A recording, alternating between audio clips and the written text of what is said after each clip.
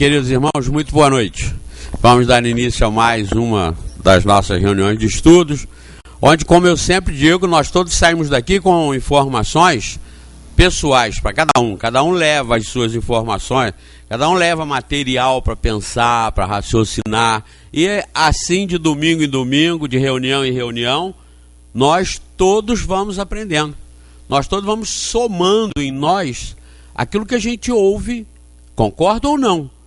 Mas normalmente a gente vai concordando porque nós vamos pesquisando, nós vamos procurando mais informações a respeito e vamos vendo que isso é muito sensato. O Espiritismo é uma religião muito sensata, muito tranquila, por não ter pretensões de organização, não ter pretensões de dominar o mundo. O Espiritismo é o conhecimento da verdade. A verdade da Bíblia, do Alcorão, verdade de Deus. Tem que estar de acordo com a natureza, tem que estar de acordo com o bom senso, tem que ser melhor do que aquilo que nós achamos, porque senão não seria de Deus. Se for pior do que o que nós achamos, não é mesmo de Deus e nem dos homens, é pior ainda. Então o Espiritismo é essa religião tranquila, porque abre os corações, abre as consciências de todos nós, e nós não ficamos dependentes de nada. Nós aqui não somos dependentes do centro, não somos dependentes do médium, dependentes do padre, do pastor ou do papa. Não somos dependentes de ninguém. Nós somos só voltados pela nossa vontade, pela nossa consciência livre, ao aprendizado, a aprender, a ouvir, analisar e entender Deus e estarmos realmente nos aproximando com condições de fazer uma melhora pessoal, uma melhora individual com esses conhecimentos que nós vamos adquirindo. Então é isso que nós fazemos aqui. Eu tenho certeza que todos nós, eu aqui, Valéria, quem fica aqui em cima para conduzir os estudos, e vocês que aqui frequentam, eu tenho certeza que nós estamos assimilando essa consciência, adquirindo essa consciência, que depende da gente e de que Deus está conosco. Os bons espíritos estão sempre prontos a nos ajudar. Agora nós temos que fazer a nossa parte. É aquela história, nós temos que comprar o bilhete. Essa é a história do turco tão miserável que ele sempre pedia lá para ganhar na loteria, pedia lá para ganhar, pedia lá para tirar sorte grande, lá, até que um dia no deserto, ele clamando há 40 dias, 40 noites, lá apareceu para ele e falou: meu filho, Salim, compra o bilhete. Como é que ele ia fazer Salim acertar? É tão miserável que ele não comprava o raio do bilhete, e pedia. Aí Deus ficou com pena dele, Allah ficou com pena dele e apareceu: filho, compra o bilhete, nós temos que comprar o bilhete. Comprar o bilhete é fazer a nossa parte, ter iniciativa. Nós queremos aprender, nós queremos entender. Porque tem muita gente que não quer, não. Tem muita gente socada na maioria das religiões aí, justamente para se acomodar. Hoje, eu estava caminhando aí ali no country, e quando eu estava vindo, vinha atrás de mim duas pessoas, um rapaz e um menino, de uns 12, 10 anos a 12 anos, um menino. E o rapaz já com seus 20 e pouco. E eles se aproximaram de mim, eu vinha na frente, eles vinham atrás, e eu percebi quando ele falou com o menino assim: você vai à igreja? Aí o menino resmungou alguma coisa e tal, eu não entendi o que o menino falou, mas eu entendi muito bem a pergunta e entendi o complemento. Ele aí falou assim: tem que ter obrigação com Deus, tem que cumprir obrigação com Deus, você tem que cumprir obrigação com Deus. Veja bem, cria-se uma ideia de que cumprir obrigação com Deus é ir à igreja. Ir à igreja ou vir ao centro, a qualquer lugar. Isso é errado. Isso não é obrigação. A obrigação com Deus é na vida. É a cada respiro que você dá, você tem um compromisso com Deus, uma obrigação com Deus. Não é vir à igreja, nem vir a centro. Então é uma ideia que se faz, que muita gente encosta na religião para ter essa sensação de que está cumprindo a obrigação com Deus. Eu já fui à missa hoje, ou eu já fui ao culto ontem, ou então eu vou ao culto, então estou com um problema resolvido. Com Deus está resolvido, agora é com o mundo. Não é assim. Então eu tenho certeza, aqui nós estamos adquirindo esse conhecimento. Isso ajuda muito a gente, vocês tenham certeza disso. Aliás, vocês devem estar experimentando os benefícios de pensar diferente, não é? Bem, vamos fazer a prece para dar início aos estudos e passar para a nossa irmã Valéria.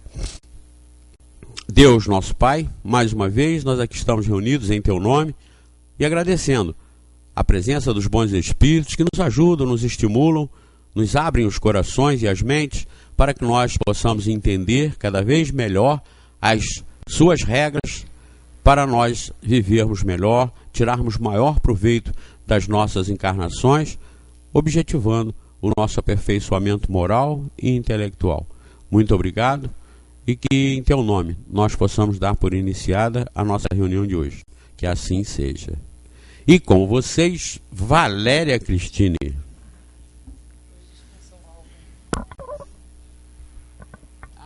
Não falo hoje. Bom, queridos, boa noite a todos. E vamos aproveitar essa oportunidade que a gente tem, tão boa, de a gente estar reunido aqui para estudar a doutrina espírita. E toda vez que a gente se reúne aqui é muito bom, porque a gente tem essa oportunidade de desligar um pouquinho, né, desse mundo que a gente vive e entender o porquê que a gente está nele, para que nós estamos nele. Isso realmente nos conforta, nos dá, né, muita segurança e muita firmeza. Tá saindo som? Para que nós na vida possamos aí caminhar com mais firmeza, né? Bom, e eu escolhi aqui para a gente refletir um pouquinho hoje, seguindo aí também, pegando uma carona na palestra aí da Terezinha, que foi muito boa no domingo passado, falando sobre céu e inferno.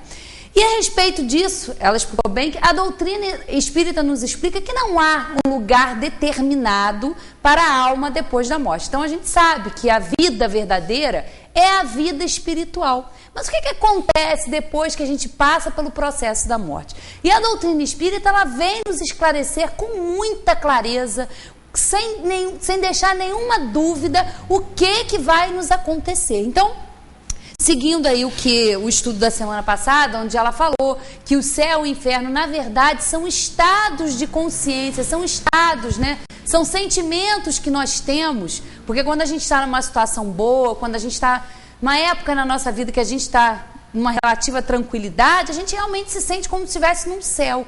Mas esse céu significa esse equilíbrio, essa calma. E nos momentos que todos nós temos de conturbação, de agitação, de dor, a gente acha realmente que está no inferno. Então, esse céu e inferno estão mais ligados a esses estados de consciência e esses estados de nós como espíritos do que a um lugar determinado. Então, seguindo aqui pelo Livro dos Espíritos, onde fala sobre as penas e os gozos futuros.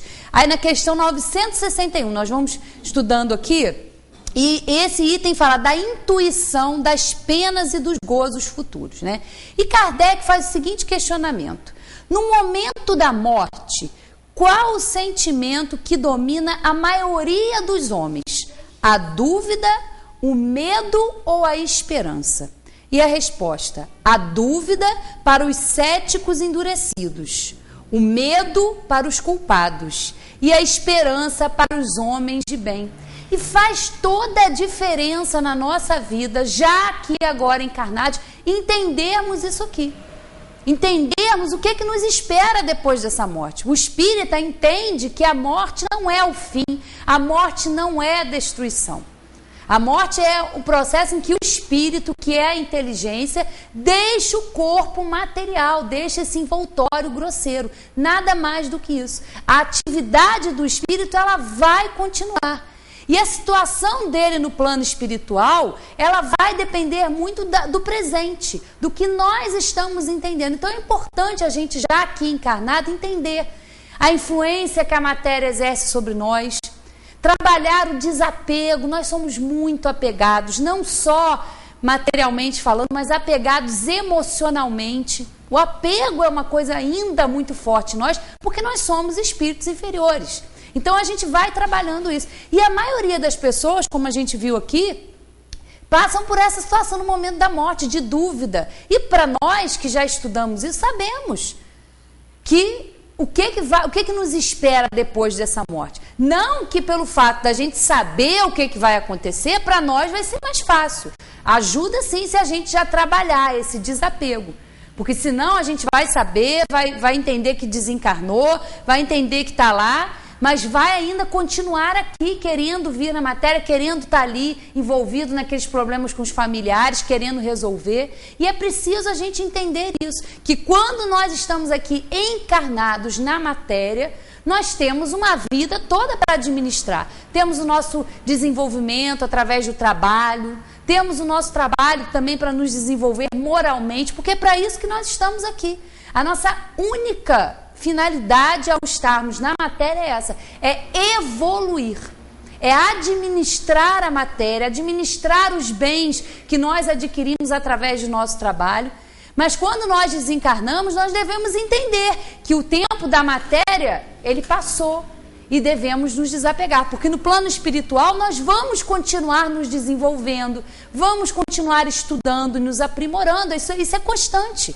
Para nós ainda que somos espíritos inferiores, há muito trabalho a fazer. Não só intelectualmente, mas também pela nossa moralidade. Então a gente precisa diferenciar bem isso, porque isso nos ajuda muito, para que no momento que isso aconteça, não haja dúvida. Mas aí há um outro questionamento de Kardec, onde ele pergunta por que há céticos, né, há pessoas aí que duvidam, desde que a alma traz para o homem o sentimento das coisas espirituais. Porque nós sabemos que nós não estamos aqui pela primeira vez. Nós já passamos muitas e muitas vezes por esse processo de desencarnar e de reencarnar. Então, por que há espíritos ainda que, mesmo passando por isso tudo, ainda duvidam? Por que há esses espíritos? São em menor número do que supondes, responderam os espíritos. Muitos se fazem de espírito forte durante esta vida por orgulho, mas no momento da morte não se conservam tão fanfarrões. Aí vem um comentário de Kardec. A consequência da vida futura se traduz na responsabilidade dos nossos atos. A razão e a justiça nos dizem que na distribuição da felicidade a que todos os homens aspiram, os bons e os maus não poderiam ser confundidos. Deus não pode querer que uns gozem dos bens sem trabalho e outros só o alcance com esforço e perseverança. A ideia que Deus nos dá de sua justiça e de sua bondade, pela sabedoria de suas leis, não nos permite crer que o justo e o mal estejam aos seus olhos no mesmo plano, nem duvidar de que não recebam algum dia uma recompensa, e outro é o castigo pelo bem e pelo mal que tiverem feito. É por isso que o sentimento inato da justiça nos dá a intuição das penas e das recompensas futuras. E é claro que a gente entendendo, a gente estudando, a gente vê que Deus, ele recompensa, assim, como disse bem aqui o José Manuel no começo. As pessoas não têm que ter obrigação com a religião. A prática do que as religiões ensinam, ela é diária. Né? As religiões visam isso, a moralização do espírito, a moralização da pessoa, a pessoa ser ética, ser honesta. E a gente não tem que ser só ético e honesto dentro das casas religiosas, dentro do centro ou dentro da igreja, na hora do culto, com os irmãos. Não, nós temos que ser religiosos, praticar essa moral e essa ética em todos os lugares onde nós estivemos. Dentro da nossa casa, com aquele familiar complicado, dentro do nosso ambiente de trabalho, onde a gente vai lidar com espíritos variados, que pensam muito diferente de nós, que têm uma maneira de ver as coisas muito diferente. É nesse ambiente, é todo dia. Não é só praticar a religião dentro aqui do centro, ou dentro da igreja, não. Tem que se praticar isso todo dia, em todos os lugares. E nós temos oportunidade de fazer isso todos os dias. A gente tem a oportunidade, a gente sempre se aborrece no trânsito, né? As pessoas, com a atitude das pessoas, que às vezes a gente tem que se controlar, né? Ontem mesmo eu estava esperando para ir a um lugar por uma carona, e as pessoas não respeitam mais sinal de trânsito. Eu parado esperando 2, 3 motoqueiros passando pelo sinal, aí passa uma pessoa no ônibus, joga uma latinha da janela, e é difícil a gente não se irritar com isso, é difícil. É nessas horas que a gente tem que botar tudo que a gente aprende em prática. E essas horas é que a gente precisa tomar as rédeas das emoções e das paixões, porque a gente viu aqui numa outra oportunidade, no estudo das paixões, que elas são úteis para o espírito quando o espírito as doma, mas elas são extremamente prejudiciais quando o espírito é domado por elas. Então é nessas horas que a gente realmente tem que respeitar, e é difícil a gente respeitar, porque a gente olha uma atitude dessa, a gente olha uma atitude e a gente recrimina. E a gente, como é que pode uma pessoa fazer isso? E faz. cometem, né? A gente veio comentando sobre acidentes que acontecem por imprudência das pessoas. Acho que foi essa noite, né, nessa madrugada, que teve um acidente aí que 2 jovens morreram na Barra da Tijuca. Morreram na hora porque estavam em plena velocidade. Automóvel não é para correr, automóvel é para ser útil. Não é para ficar acelerando e sair prejudicando as pessoas, matando as pessoas. Né? Olha a situação desses espíritos, ainda desencarnam como suicidas. Porque estão sendo imprudentes, pela sua imprudência, pela sua falta de respeito às leis, às regras de trânsito, estão aí tirando vidas e tirando as suas próprias vidas. Então a gente precisa, nesses momentos, praticar. E nós temos já essa intuição, porque nós já passamos por isso muitas vezes. E por que a gente aprende que a gente tem que se moralizar? Por que a gente aprende que nós temos que trabalhar para vencer essa influência da matéria? Exatamente por isso, porque é esse esforço que vai nos trazer a recompensa. É esse esforço, enquanto nós estamos aqui na matéria, para cumprir todas essas leis, que vai nos trazer uma situação mais tranquila no plano espiritual. Vai nos proporcionar isso. E Deus, é claro, não podia ter o mesmo peso e a mesma medida. Ele sabe das nossas inferioridades, dos nossos limites. Ele sabe, ele nos criou. Ele sabe do que nós somos ainda capazes ou não. Eu acho que Deus até se surpreende muitas vezes com o que a gente faz, porque tem coisa que a gente faz que até Deus duvida, tem hora. Né? Porque a gente, meu Deus, como a gente é capaz, a gente se pega, né? Fazendo cada coisa que a gente... Mas ele sabe, ele nos conhece. Mas ele trata com justiça, né? Toda ação nossa, ela gera uma reação. Então, toda ação, todo esforço que a gente tem no bem, de fazer o bem, de nos moralizar, ele tem um peso favorável para nós quando nós vamos estar no plano espiritual.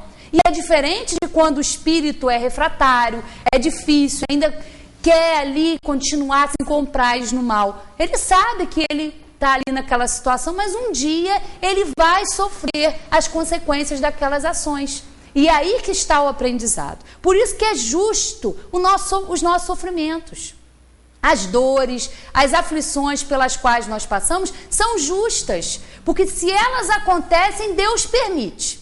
E Deus, sendo infinitamente justo e bom, não deixaria que aquilo acontecesse para nos prejudicar. Não, aquilo acontece com um fim útil. Porque aquilo ali que nós estamos sofrendo são apenas as consequências das nossas más escolhas. E como inferiores que somos, faz parte, está aí nesse processo nosso de crescimento o erro. Mas nós vamos sofrer as consequências desse erro. É claro que há uma medida para isso. Quanto mais a gente sabe, mais a gente é cobrado. Então, quando a gente vier a desencarnar, a gente pode ter uma lucidez em relação à nossa situação. Que muitos não têm, porque desencarnam e ficam desorientados sem saber que estão mortos, que não têm mais o corpo físico, que deixaram esse corpo físico. Nós não, nós já vamos saber. Mas o que nós estamos fazendo com esse aprendizado, qual é a prática que nós estamos fazendo com o que nós aprendemos, aí sim é que vai fazer a diferença. Às vezes uma pessoa que não conhece a vida, sobre a vida futura, não acredita em reencarnação, nunca parou para se questionar sobre isso, porque tem pessoas que não se interessam por essas coisas, que não querem saber, quando eu morrer eu vejo, quando chegar a hora, quando chegar lá eu vejo o que acontece. Que realmente não se interessa, mas estão aí sendo honestos, praticando bem, fazendo tudo que nós que adotamos, que abraçamos uma religião, às vezes não estamos fazendo.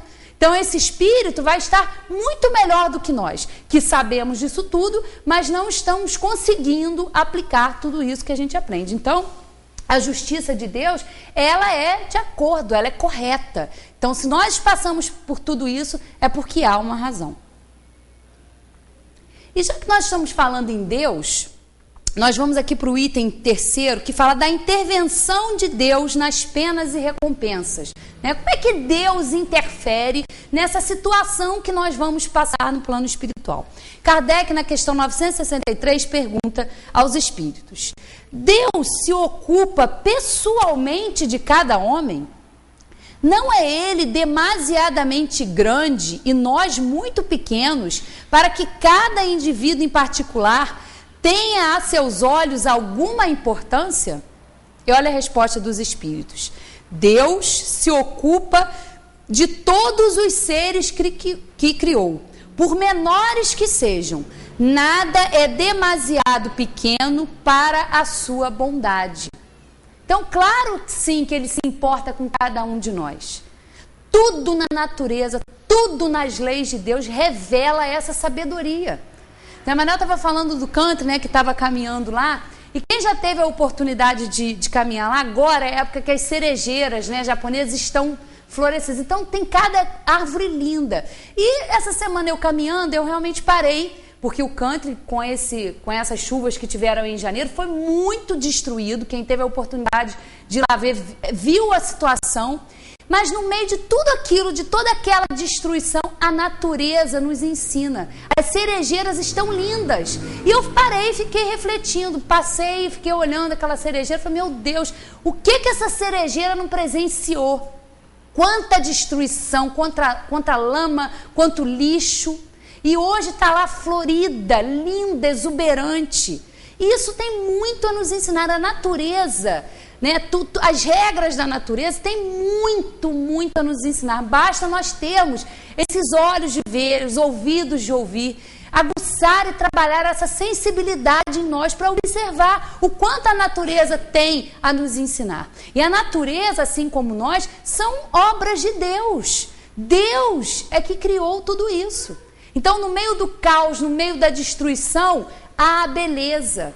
Todos esses morros aqui, né, da nossa região, essas montanhas, onde desceu, se a gente observar, já está ali crescendo uma vegetação em meio daquela terra, em meio daqueles morros ali.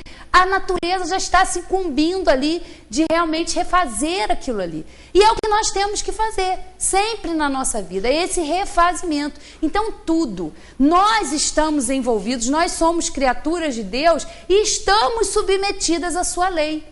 As suas leis, desde o micro ao macro. Quando a gente vê proporções muito pequenas de animais que se organizam em sociedade, como as formigas, as abelhas, e a gente leva essa organização para o macro, para o universo, para o encadeamento que há no universo, a gente vê que é a mesma regra, é a mesma sabedoria que rege, são as mesmas leis que regem todo esse encadeamento. E por que nós vamos achar que Deus não se ocuparia de cada um de nós? Mas como é que isso acontece? Aí é a próxima pergunta. Deus tem a necessidade de se ocupar de cada um dos nossos atos para nos recompensar ou nos punir? A maioria desses atos não são para Ele insignificantes? E a resposta: Deus tem as suas leis que regulam todas as vossas ações. Se as violardes, a culpa é vossa. Sem dúvida, quando o homem comete um excesso, Deus não estende um julgamento para ele, dizendo-lhe, por exemplo, tu és um glutão e eu te vou punir. Mas ele traçou um limite. As doenças e, por vezes, a morte são consequências dos excessos. Eis a punição. Ela resulta da infração da lei. Assim se passa em tudo. Então, quando a gente desencarna, a gente não vai ficar esperando ressuscitar para ter um juízo final, onde a gente vai ficar num tribunal e Deus vai ficar nos apontando, você fez isso. Não, não é assim que as coisas se dão, não é dessa maneira. Nós vimos aqui que essas leis, elas existem. E aonde elas estão escritas? Na nossa consciência. Cada um de nós tem a medida do que é certo e do que é errado. E cada vez que a gente sobe um degrau na escala espírita, que a gente evolui, a gente vai tendo mais capacidade de trabalhar o livre-arbítrio, de fazer melhores escolhas e de ter mais conhecimento das coisas. É de acordo com o nosso progresso. A quem muito é dado, muito será cobrado. Então, nós já vamos ter essa responsabilidade de saber. E qual é a medida que a gente sabe quando a gente não está fazendo certo? Quando a gente não quer que façam conosco. Né? Se você está agindo mal com uma pessoa, se coloque no lugar daquela pessoa. Inverta a situação. Vê se você gostaria que alguém fizesse aquilo ali com você. Que alguém falasse mal de você, que alguém ficasse te julgando, que alguém ficasse apontando os seus defeitos. E o que é que a gente faz? A gente faz isso. a gente julga, a gente fala, a gente critica, a gente tem solução para o problema da vida do outro. Só que a gente se volta muito para a vida do outro e esquece da gente. Esquece de olhar para dentro. Por quê? Porque falar do outro é mais fácil. A gente não está vivendo o que ele vive, a gente não está na pele dele. Agora, quando é conosco, não. Quando o problema é com a gente, né? Por isso que muitos espíritos, muitos filósofos, muitos espíritos evoluídos que vieram até nós, que participaram da religião, da filosofia, vieram nos instruir acerca disso. Conhece-te a ti mesmo. Porque se a gente não se aprimorar no autoconhecimento, a gente não vai ser capaz de identificar em nós o que a gente precisa melhorar. Então, se a gente reconhecer que, e não é bom a gente se reconhecer, não é bom. Aquilo fere, né, o nosso amor próprio, o nosso orgulho, a gente admitir que a gente erra, que a gente faz ainda certas coisas que a gente não gostaria de fazer, mas a gente ainda faz. Mas é preciso esse autoconhecimento, é preciso esse mergulho, é preciso se voltar para dentro, porque aí a gente vai conseguindo evoluir, a gente consegue se melhorar. Aí a gente consegue trabalhar, né, essas paixões que são úteis para nós num certo momento, mas quando a gente não trabalha para domar, elas tomam conta da gente. Então a gente vai retardando o nosso aprimoramento. Todas as nossas ações são submetidas às leis de Deus. Não há nenhuma delas, por mais insignificante nos pareça, que não possa ser uma violação dessas leis. Se sofrermos as consequências dessa violação, não nos devemos queixar, senão de nós mesmos, que nos fazemos assim os artífices de nossa infelicidade, ou de nossa felicidade, ou de nossa infelicidade futura. Essa verdade se torna sensível pelo seguinte apólogo: um pai dá ao seu filho a educação e a instrução, ou seja, os meios para saber conduzir-se. Deus é ainda mais previdente, porque nos adverte a cada instante se fazemos o bem ou o mal. Envia-nos espíritos que nos inspiram, mas não os escutamos. Há ainda outra diferença, e é que Deus dá ao homem um recurso por meio das novas existências para recuperar os seus erros do passado, ao passo que o filho do que falamos não o terá se empregar mal o seu tempo. E realmente a gente observa isso. Nós temos sempre as oportunidades necessárias. É como disse aqui, a gente vem aqui para a matéria porque a gente precisa exercitar, a gente precisa provar tudo que nós aprendemos no plano espiritual. É aí que se dá as reuniões nos núcleos familiares, como a gente sempre lembra aqui, né? Na família é o lugar ali onde se reúnem espíritos afins, espíritos amigos, espíritos inimigos, que têm a oportunidade de virem juntos, ali próximos, com aquela convivência, porque a gente realmente só conhece uma pessoa quando a gente convive com ela, né? Porque a gente... quando conhece alguém, num começo de relacionamento, é tudo muito bom, é tudo maravilhoso. Mas depois, com a convivência, começam a aparecer os atritos, começam a aparecer aquelas diferenças, porque são espíritos que vêm comprometidos e que têm a oportunidade. Por isso a gente precisa compreender isso, que nós não estamos no lugar errado, nós não nascemos na cidade errada, com a família errada, com aquele núcleo ali, não. Há todo um planejamento para que aquilo ali aconteça. E quem permite tudo isso? Sempre Deus. Deus é que permite, porque Ele sabe. E nós sabemos também o que é melhor para nós. Porque quando a gente está aqui na matéria, que a gente tem um esquecimento, a gente não, mas... será que eu fui escolher? Escolhemos sim, porque a nossa visão no plano espiritual, ela é diferente. No plano espiritual, nós temos acesso às nossas encarnações anteriores, então nós sabemos exatamente aonde foi que a gente errou, aonde a gente precisa se reequilibrar naquela relação com aquele semelhante. E em várias situações que a gente tem na nossa vida, a gente pode observar isso. E são as oportunidades, e todos nós não estamos sozinhos nisso. Deus, na sua infinita bondade, permite que nós tenhamos um espírito. Cada um de nós tem o seu anjo protetor, o seu amigo espiritual, não importa o nome, mas tem um espírito que está sempre ligado a nós com essa intenção de nos instruir, de dar aquele puxão de orelha, porque a gente acha muitas vezes, né, que a instrução que a gente deve receber é sempre aquela de passar a mão na nossa cabeça, e não é não. A gente precisa de vez em quando tomar um sacode mesmo, a gente precisa levar um puxão de orelha. E eles fazem isso porque tem moral para fazer isso. Os nossos anjos da guarda são superiores a nós, eles estão ali para nos auxiliar, mas muitas vezes nós não queremos ouvir. E ele faz o quê? Ele nos abandona? Não, ele simplesmente nos deixa. É como um exemplo que a gente sempre dá aqui da tomada. O pai orienta para a criança, não vai lá, não faz isso, não sobe no sofá que você vai cair, não enfia o dedo na tomada.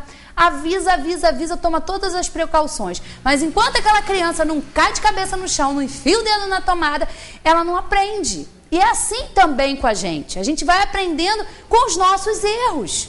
E Deus permite, porque Ele sabe que isso vai nos fazer bem. O nosso anjo da guarda sabe, então ele deixa. Não, eu orientei e ele não quis ouvir. Então deixa ele lá, enfiar o dedinho na tomada e ver o que vai acontecer. Nas várias circunstâncias da nossa vida. Mas o próprio desenrolar daquilo ali, a gente olha, não foi bom. Não, mas mesmo ali tem um aprendizado. Então tenhamos sempre essa percepção de olhar com esses olhos, de entender. Se é uma situação boa, agradeça, porque você pode aprender com ela, você está se beneficiando. Se for uma situação ruim, também agradeça, porque é daquele erro, é daquela aflição, daquela dor que você vai ter o aprendizado. E o aprendizado para quem? É útil para nós aqui? É, mas sempre o aprendizado para o espírito. Nós não podemos nos esquecer que nós somos indestrutíveis, nós somos imortais. Nós somos eternos. Então, tudo que a gente fizer, todo o esforço que a gente fizer para trabalhar, para deixar essas paixões, para deixar essas inferioridades que ainda nos dominam, ela é muito útil para nós. Isso é que deve nos nortear nas nossas ações, nos nossos pensamentos. A matéria aqui vai ficar. Nós não vamos levar nada, absolutamente nada. Nem o nosso corpo, nem o nosso envoltório mais grosseiro vai conosco, ele fica. Ele vai ser aí transformado, os elementos vão ser aí reaproveitados no laboratório da vida e nós vamos continuar e vamos reencarnar. Então a reencarnação é um processo educativo extremamente útil e interessante, porque ele nos proporciona isso. Se nós não conseguimos acertar numa encarnação, nós vamos ter uma outra oportunidade. Então é importante a gente entender isso, porque tudo isso faz com que a gente norteie a nossa vida de uma forma diferente. Então a nossa situação no plano espiritual, ela vai ser muito melhor do que aqueles que ainda não conhecem isso, que não se interessam, que não estudam, que não conheçam tudo isso, né? E como é que como a gente está falando aqui, qual o tipo de sofrimento, né? Qual é a natureza dos sofrimentos que os espíritos experimentam, né? As penas e os gozos, 965, as penas e os gozos da alma após a morte têm alguma coisa de material? E a resposta, não podem ser materiais desde que a alma não é de matéria. O próprio bom senso diz: essas penas e esses gozos nada têm de carnal e por isso mesmo são 1000 vezes mais vivos dos que o da terra. O espírito, uma vez desprendido, é mais impressionável. A matéria não mais lhe enfraquece as sensações. Então é claro que os espíritos, quando vêm em reuniões mediúnicas e se queixam de estarem sentindo fome, de estarem sentindo frio, eles não estão sentindo, eles não precisam do alimento material, porque eles não têm mais um corpo físico.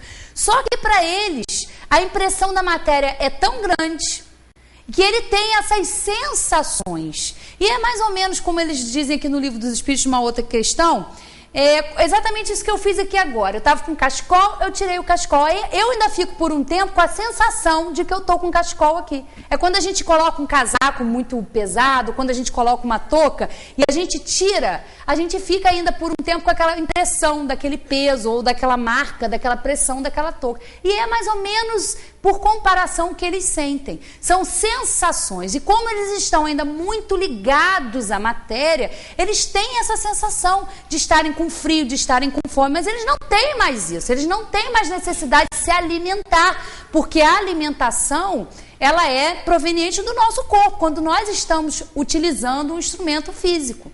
Mas as sensações são muito grandes e para eles as sensações são muito fortes, porque eles não têm mais a matéria para entorpecer. Então eles sentem aquilo ali com muito mais intensidade, mas são mais sensações do que necessidades, porque eles não têm mais essas necessidades físicas do corpo. Por que o homem faz ideias tão grosseiras e absurdas das penas e dos gozos da vida futura? Inteligência ainda não desenvolvida. A criança compreende da mesma maneira que o adulto? Aliás, isso depende também do que lhe tenham ensinado. E é nesse ponto que há necessidade de uma reforma. É muito importante a gente entender isso aqui, ó. Aliás, isso depende também do que lhe tenham ensinado. É nesse ponto que há necessidade de uma reforma. Por que tantos espíritos experimentam, como a gente viu lá atrás, a dúvida, a incerteza? Porque as religiões sempre ensinaram que há um céu e há um inferno, que há locais determinados para sofrimento. Porque, como diz a Terezinha semana passada, se a gente pensar num céu, é uma coisa muito chata, é chato. Porque quando a gente está aqui na matéria, que a gente está trabalhando, e quando a gente tira férias, que a gente fica uma semana, 15 dias, vai dando 20 dias, às vezes dá um mês, a gente já está entediado daquilo, a gente já quer voltar para a nossa rotina. A gente quer voltar para as nossas atividades. Imagina férias eternas, ficar num céu, sem trabalhar, sem progredir, e ainda ficar vendo outros irmãos, outros entes queridos nossos ardendo, um caldeirão quente. Isso não tem nenhum sentido. E precisa haver uma reforma em relação a isso. Porque um sofrimento eterno, como a gente pode entender, com um pouquinho só de bom senso e de razão, que Deus, que é infinitamente justo e bom, infinitamente misericordioso, nos daria uma única oportunidade, e se a gente demole, a gente vai o caldeirão ferver lá na chapa quente. Isso tem alguma razão? Não tem, isso não pode ser, isso precisa ser questionado, precisa ser pensado.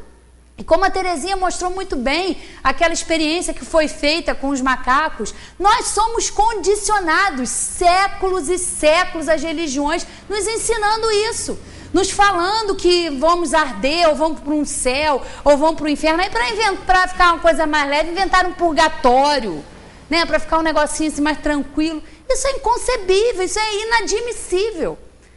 Deus é justo, então claro que Ele vai dar as oportunidades que nós necessitamos através da reencarnação.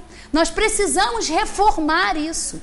E esse entendimento faz toda a diferença, porque muitos irmãos nossos que desencarnam ficam esperando, vão atrás desse inferno, ficam esperando por isso, ou ficam esperando pelo juízo final, sem entender que são espíritos eternos, que são ajudados. Quantas vezes passam por situações quando desencarnam penosos e ficam muito, mas é muito tempo mesmo, perdidos, vagando de um lado para o outro sem orientação. E muitas vezes são ajudados, são auxiliados com esse simples esclarecimento. Olha, meu irmão, você passou por isso, você teve um período na Terra, agora você vai ter um período no plano espiritual, onde você vai continuar, você não morreu. O que deixou de existir foi o seu corpo físico, foi a sua personalidade naquele momento. Agora, a sua individualidade, ela vai continuar. Você vai ter as oportunidades. Então, quantas pessoas, quantos espíritos, encarnados e desencarnados, compreendem essa situação? Quantos que agora em janeiro, né, passaram por essa tragédia e perderam, entre aspas, aí, entes queridos? Que sofrimento enorme que é isso. Isso nos causa muito sofrimento. A perda de viver ali materialmente no convívio com aquela pessoa. Porque nós não vamos deixar de conviver. Nós não vamos deixar de nutrir por aquela pessoa sentimentos. Vai continuar essa comunhão nossa com eles, mas de uma forma diferente. E como é esclarecedor saber que eles passaram por aquilo ali, porque eles tinham que passar, era o momento deles, pereceram corpos, mas os espíritos não estão naqueles ambientes, os espíritos não passaram por aquilo. Isso traz conforto, mas não um conforto porque a gente leu aqui, porque está de acordo com Deus, que é infinitamente justo. Não é só porque a gente está lendo que a gente precisa refletir, saber se isso aqui não concordo, estudar, questionar. A gente precisa estar com essas convenções que a gente vem trazendo aí no nosso espírito, séculos e séculos, a gente tendo que engolir todas essas histórias sem refletir, sem pensar um pouquinho que seja, para ver que isso não está de acordo com essa justiça de Deus, não é? Vossa linguagem é muito imperfeita para exprimir o que existe além do vosso alcance. Por isso foi necessário fazer comparações, sendo essas imagens e figuras tomadas como a própria realidade. Mas à medida que o homem se esclarece, seu pensamento compreende as coisas que a sua linguagem não pode traduzir. Bom, em que consiste a felicidade dos bons espíritos? E a resposta: em conhecer todas as coisas, não ter ódio, nem ciúme, nem inveja, nem ambição, nem qualquer das paixões que fazem a infelicidade dos homens. O amor que os une é para eles a fonte de uma suprema felicidade. Não experimentam nem as necessidades, nem os sofrimentos, nem as angústias da vida material. São felizes com o bem que fazem. De resto, a felicidade dos espíritos é sempre proporcional à sua elevação. Somente os espíritos puros gozam, na verdade, da felicidade suprema, mas nem por isso os demais são infelizes. Entre os maus e os perfeitos, há uma infinidade de graus nos quais os gozos são relativos ao estado moral.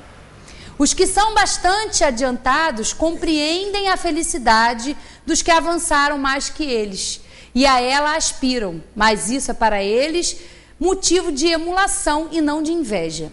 Sabem que deles depende alcançá-la e trabalham com esse fito, mas com calma da consciência, com a calma da consciência pura. Sentem-se felizes de não ter de sofrer o que sofrem os maus, né? Nós vamos chegar lá. Nós vamos um dia experimentar essas sensações aqui que os espíritos bons experimentam, né? Ó, não ter ódio, nem ciúme, nem inveja, nem ambição, né? E às vezes a gente se acha muito bom já. A gente acha que não tem mais nada disso. Eu não ambiciono. Mas é preciso ter também sensibilidade para observar. Que nem sempre isso é muito claro. Nós temos aí várias artimanhas para... não, eu olho o outro, é uma inveja boa. Inveja boa. É até nome de esmalte, né? Inveja boa, e tem umas coisas... Como que a inveja, que é uma paixão, uma inferioridade, pode ser boa? Não é boa. Invejar o outro não é bom. Ódio no bom sentido? Como isso? Não tem, isso não cabe, são coisas completamente diferentes. Então a gente vai chegar lá, mas como que a gente vai chegar lá? Admitindo que tem isso aqui. Hoje a gente admite o outro, né? A gente sabe apontar direitinho, fulano é isso, e quando às vezes a gente está escutando palestra, ou a gente está falando, a gente pensa, fulano devia estar escutando isso, né? Fulano, mas eu não. A gente acha, que eu falei, a gente tem facilidade para falar dos outros, para apontar o problema dos outros, mas a gente não gosta de admitir, não tem inveja não, mas se eu tivesse a mesma situação, né, também seria bom. Então tem vários caminhos aí que a gente tem que observar, e é sutil, né, a ambição, a vaidade, ela tem várias formas de agir, de se expressar, então é preciso observar isso, e saber que um dia... nós vamos deixar de ser assim? É muito bom. E depende de quem, né? É o exemplo, compra o bilhete. Faz a sua parte, se mexe, levanta daí. A gente gosta. A gente adora a nossa zona de conforto. É tão bom, eu sou assim, a minha natureza é assim. A gente tem tanta desculpa para a maneira que a gente é. E a gente acha que os outros ainda têm que se adaptar à nossa maneira de ser. Que é pior, né? Porque a gente, não, fulano tem que me entender. Não, mas a gente tem que... Se coloca no lugar do outro, né? Quantas vezes a gente se pega fazendo coisas que a gente mesmo se envergonha, fala, nossa, que vergonha, alguém vendo fazer uma coisa dessa. Pensamento, então. É pior ainda. Pensamento é pior. Porque as ações, né, entre os encarnados, a gente simula, a gente, né, dá aquele tapinha nas costas querendo, às vezes, pegar a pessoa de jeito. É assim que nós somos. Mas os pensamentos não. E aí os nossos irmãos desencarnados sabem exatamente como nós somos. Porque para os encarnados, nas nossas relações, a gente às vezes dissimula. Agora eles que estão lá sem a matéria, que ainda estão ligados a nós pela inferioridade que eles ainda têm, eles estão só nos observando. E quando a gente dá uma oportunidade, quando a gente dá brecha à nossa inferioridade, quando a gente perde as rédeas da coisa, eles vêm e fazem a festa, nos influenciam.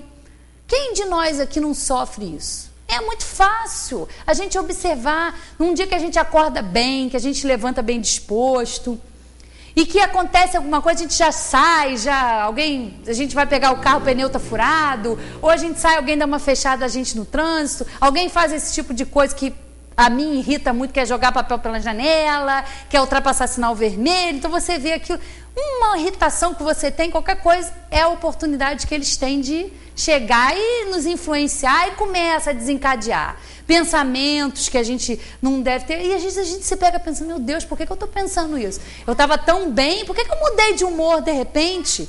Porra, eu não estava pensando assim, eu não estava com esses tipos de pensamentos. Ou a gente reconhece pensamentos que não são nossos. É a influência que nós sofremos, porque a gente fala, plano espiritual, como se estivesse lá. Não, o plano espiritual está aqui. A convivência de encarnados e desencarnados, ela é comum. Nós nunca, jamais estamos sozinhos. Não estamos sozinhos. Estamos sempre cercados por uma nuvem de testemunhas. E as testemunhas sabem bem o que nós estamos pensando.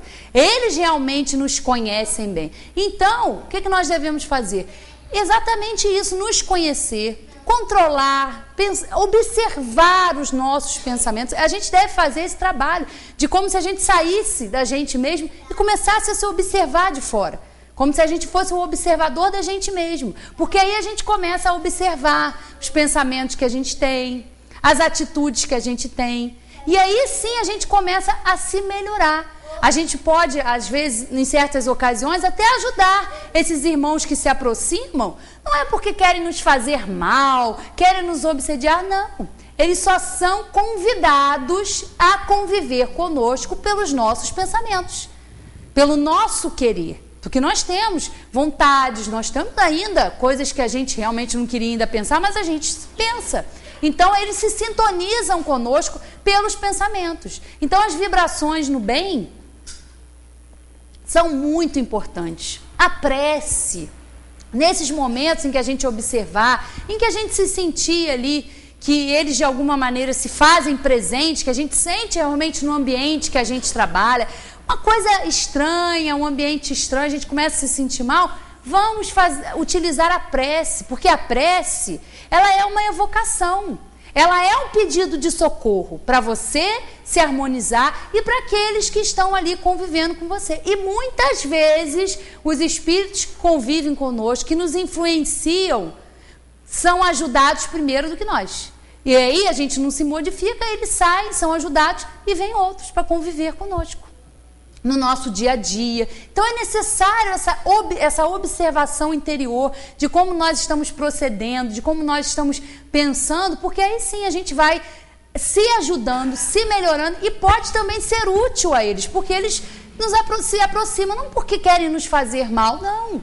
Porque para eles, às vezes, que estão desorientados, que desencarnam e não entendem, não compreendem a sua situação, Na hora que a gente está estudando, que a gente está aqui reunido, hoje aqui temos muitos irmãos desencarnados que também são trazidos, que também aproveitam a oportunidade de se esclarecerem, para começar aí sim, porque a gente é sempre ajudado. Só que muitas vezes, pela nossa ignorância, pela nossa teimosia, pelo nosso orgulho, a gente se fecha a essa ajuda. Então, através da prece, é uma oportunidade que a gente tem. Na hora do passe, que nós estamos aqui recebendo essas energias, né, os espíritos superiores se utilizam de nós, que somos médicos, que também doamos essas energias, doamos fluidos para que cada um que aqui compareça receba o que necessita, fisicamente e espiritualmente. Então, ajuda nós sempre temos, né? Mais uma bênção de Deus, né? Mais uma demonstração do amor de Deus por nós, que sabe das nossas limitações, sabe das nossas inferioridades, mas mesmo assim não nos abandona. Mas nós precisamos fazer a nossa parte, buscando esse autoconhecimento, buscando se melhorar, buscando domar essas paixões que às vezes a gente deixa realmente tomar conta, né? Para a gente terminar, tem 5 minutinhos. Com tais, a ausência das necessidades materiais entre as condições da felicidade para os espíritos. Mas a satisfação dessas mesmas necessidades não é para o homem uma fonte de gozos? Sim, de gozos animais. E quando não podem satisfazer essas necessidades, é uma tortura. E outra coisa que a gente tem que observar é em relação aos vícios que a gente tem. Vícios, né? Não só físicos, de ser dependentes de bebida, de cigarro, de drogas, mas o vício da maledicência, coisa mais feia. A gente fica falando mal da vida dos outros, é feio, é horrível, mas a gente tem isso. É um vício. Os nossos maus hábitos são feios, são vergonhosos muitas vezes, mas a gente tem. E é por isso, por que às vezes uma pessoa que tem, e a gente agora está observando muito isso, né? A gente está vendo a devastação que o crack e essa droga que surgiu aí nova, que acho que é pior ainda do que o crack, que é o oxi, eu acho, é um efeito devastador. Causa 90% de dependência. Uma vez que a pessoa tem contato com uma droga dessa, ela fica viciada, ela fica dependente. E é muito triste. Mas por quê? É difícil porque o espírito encarnado que está ali com aquele vício, ele tem que se vencer, ele tem que procurar ajuda. Mas muitas vezes é muito difícil e esse espírito não consegue, porque espíritos que desencarnam, que também tinham um vício enquanto estavam na matéria, continuam necessitando, tendo a sensação é tão forte que eles continuam buscando essas pessoas para sorver aquela energia, tanto da bebida quanto do cigarro. Eles continuam ali, porque para eles aquilo era uma fonte de prazer. Era uma coisa que trazia muito alívio, que trazia muito prazer. Então eles desencarnam sem orientação, muitas vezes ali não conseguindo vencer, e continuam os desencarnados próximos àqueles que estão ali ainda se utilizando dessas substâncias. Então por isso é difícil, porque há que se ter um tratamento físico, um tratamento psicológico com aquela pessoa e também um tratamento espiritual voltado para a desobsessão, porque aquele espírito vai estar ali acompanhado de espíritos desencarnados que também gostam disso. Então, essa orientação ela é muito importante para nós, e nós nos observarmos, nós temos essa força de vontade em deixar de ter esses vícios e esses hábitos, porque se a gente se esforça, como a gente já disse aqui, a gente vai ser cada vez mais ajudado e vai ter a oportunidade também de ser útil a esses irmãos. Em que consistem os sofrimentos dos espíritos inferiores? São tão variados quanto as causas que os produzem e proporcionais ao grau de inferioridade. Como os gozos são proporcionais ao grau de superioridade. Podemos resumi-los assim: cobiçar tudo o que lhes falta para serem felizes, mas não poderem obtê-lo. Ver a felicidade e não poder atingi-la. Mágoa, ciúme, raiva, desespero, decorrentes de tudo que os impede de ser felizes. remorsos e uma ansiedade moral indefinível. Desejam todos os gozos e não podem satisfazê-los. É isso que os tortura. Então, os espíritos inferiores sofrem porque eles continuam com as suas paixões e continuam querendo se alimentar. Isso a gente observa também quando a gente começa, às vezes, num desentendimento familiar, que a gente começa numa discussão e aquilo vai num crescente. Às vezes a gente começa com uma observação mal feita, uma colocação que não devia, e aquilo vai tomando proporções enormes. E aí a gente às vezes se encontra e se envolve em situações que a gente vê o tempo todo na televisão e que nenhum de nós está livre. Esses crimes passionais que são movidos pela raiva, são movidos pelo ciúme. Essas paixões tomam tamanha proporção e também são alimentadas por esses espíritos inferiores que convivem conosco e que esperam uma oportunidade de confusão, de briga, de discussão, para realmente se infiltrar ali naquela situação e colocar mais lenha na fogueira. Então é preciso observar, porque o ganho, a gente sempre ganha quando a gente se esforça no bem, a gente sempre ganha quando a gente se volta para dentro, porque a gente pode ser útil a nós e a esses irmãos que convivem conosco, fazendo com que eles entendam que se hoje eles estão numa situação inferior no plano espiritual, eles não estão aquilo ali porque Deus assim quis, mas porque eles foram invigilantes, porque eles não fizeram o que foi necessário para sair daquela situação. Então a prece também por esses espíritos é muito importante. Os espíritos sofredores, espíritos suicidas, que experimentam um sofrimento muito maior do que qualquer sofrimento físico, porque é um sofrimento moral, é um sofrimento que os acompanha, porque um espírito suicida, que comete o suicídio, ele quando faz isso, ele quer se livrar de uma situação embaraçosa que ele vive, ele quer se ver livre daquilo ali, ele acha que com a morte vai ser o fim de tudo. Ele não acredita que depois ele vai se manter vivo. E quando esse espírito chega no plano espiritual, em que ele observa o que ele fez, que ele atentou contra a sua própria vida, que ele perdeu às vezes uma encarnação preciosa, e ele não se livra dos sofrimentos, porque o sofrimento é um sofrimento moral, é um sofrimento do espírito e vai acompanhar. Esse sofrimento não vai cessar com a morte do corpo físico, ele vai ficar com isso. Então eles experimentam muito sofrimento. E todos nós sempre devemos lembrar nas nossas preces desses irmãos infelizes, desses irmãos que estão ainda sendo movidos pelas paixões. É a nossa obrigação. Não porque alguém põe, mas é porque nós somos muito necessitados de ajuda e nós a recebemos. Então, o que nós queremos para nós, nós também temos que querer para o próximo, seja ele encarnado ou seja ele desencarnado. Todos nós, quando nos encontramos em uma situação de aflição, queremos ajuda, pedimos ajuda. Então, nós devemos agir também assim, sendo instrumentos para sermos úteis a nós mesmos e ao nosso próximo, né? Boa noite a todos e muito obrigada.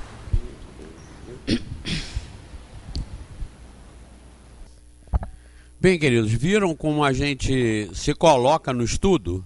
A Valéria generalizou muito, abriu muito para vocês todos, mas sempre nos incluindo. Nós todos vivemos no mesmo barco, porque nós todos estamos no mesmo mundo. E se estamos no mesmo mundo é porque mais ou menos estamos nas mesmas séries.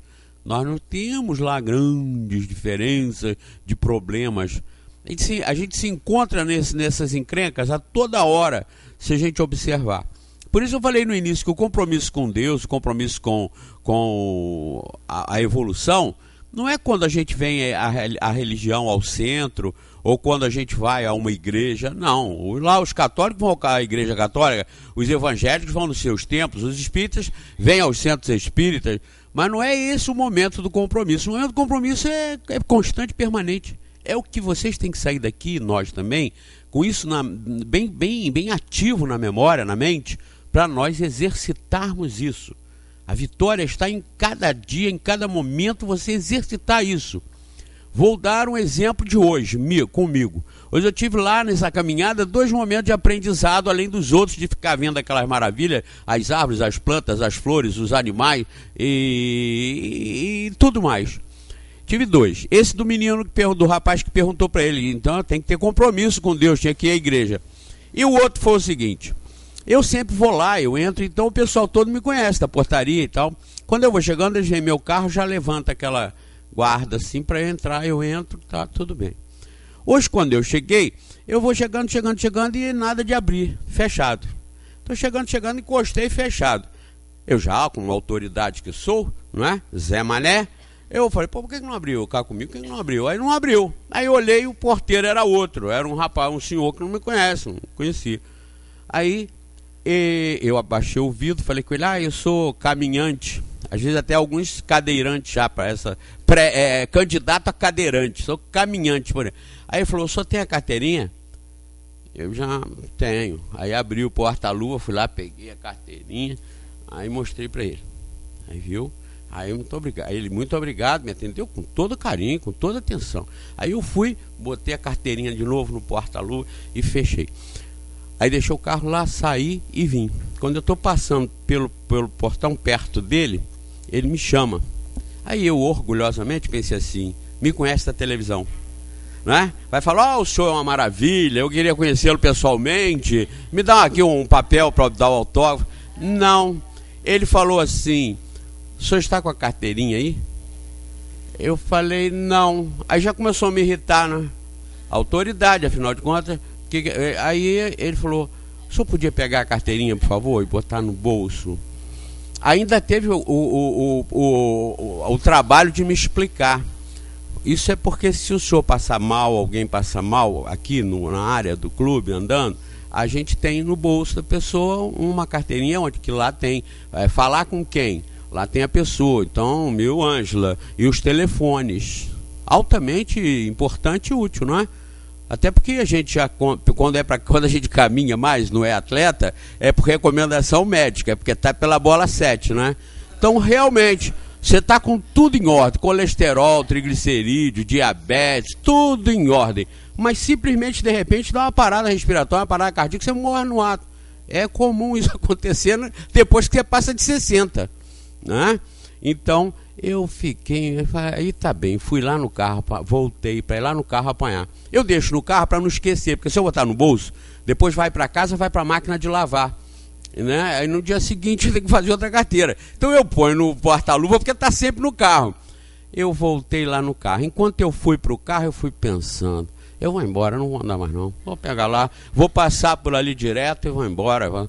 Aí fui pensando, fui pro carro irritado, apanhar o raio da carteira.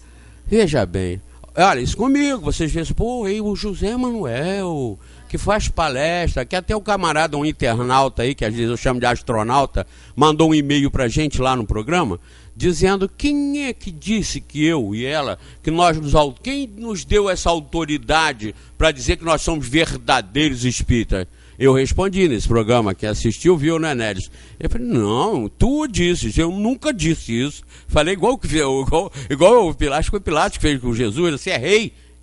Eu não, tu disse que eu sou rei. Então eu nunca disse, nós não estamos aqui em julgamento. Estou aqui dizendo que eu sou espírita, não. Agora eu estou passando o verdadeiro espiritismo, não é?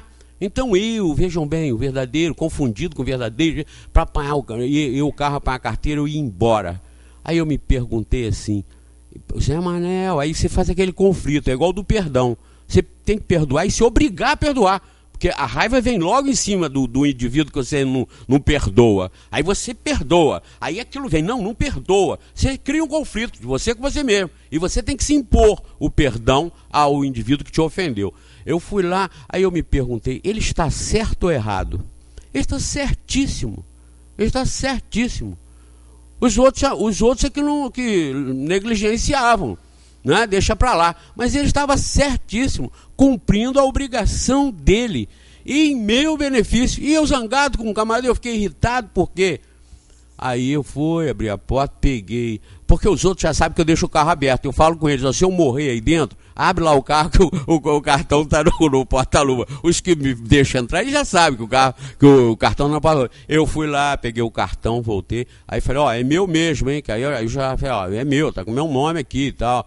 Aí ele falou, muito obrigado, com todo carinho. Eu tinha motivo para ficar irritado do jeito que eu fiquei, achando que poxa, não devia pedir a minha carteira, etc, etc. Não. E prometi a mim mesmo hoje o seguinte: não ando mais lá sem o cartão no bolso. Por que não? Por que não? É porque eu não vou ter que passar mal, eu não vou precisar? Então veja, eu gosto sempre de falar isso aqui, como aquela do bambu do Hermes, que eu dei os restos do bambu para ele. Quando eu fui na casa dele, o bambuzal dele estava lindo. Eu falei, mas você já tinha esse bambu lindo aqui? Para que você queria aquelas mudas que eu te dei? Ele falou, não, isso aí é aquelas mudas que você me deu. E o meu, que eu fiquei com os bonitos, as mudas fortes, sadias, escolhi as mudas, o outro eu ia jogar fora. Como eu sabia que ele também queria o bambu, falei, eu vou dar esses restos pro Hermes. Quando eu cheguei lá, outra lição. Então é lição atrás de lição. Todo dia, vocês todos, todos nós, temos motivo para você parar e se consertar. Não pense que agora, porque eu fiz isso, resolveram os meus problemas. Não. Amanhã, numa curva dessa aí, numa esquina, eu posso ter uma outra contrariedade, um outro aborrecimento. Mas veja, nós estamos aprendendo o espiritismo para quê?